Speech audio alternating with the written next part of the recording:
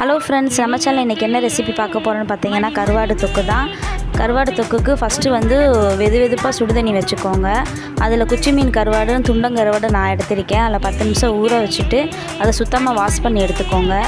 ஒரு மண்சட்டி வச்சுருக்கேன். அதில் எண்ணெய் ஊற்றி குச்சி மீன் கருவாடு துண்டங்கருவாடு ஃபஸ்ட்டு பொரித்து எடுத்துக்கோங்க. அப்போ தான் குழம்பு நல்லா வாசமாக இருக்கும். அதுக்கப்புறமா கொஞ்சம் கடுகு உளுந்து வெந்தயம் போட்டு தாளிச்சுக்கோங்க. கருவேப்பிலை, பச்சை மிளகா, வெங்காயம், வெள்ளைப்பூடு, தக்காளி இதை நல்லா போட்டு வதக்கிட்டு அதுக்கப்புறமா மல்லித்தூள் 2 ஸ்பூன், குழம்பு பொடி 3 ஸ்பூன், லைட்டாக மஞ்சள்தூள் போட்டுக்கோங்க. ஒரு எலுமிச்சைப்பழ அளவு புளி கரைசல் சேர்த்து நல்லா கொதித்த உடனே நம்ம வறுத்த கருவாடு துண்டங்களையும் அதில் சேர்த்துக்கோங்க. உப்பு தேவையான அளவு சேர்த்துக்கோங்க.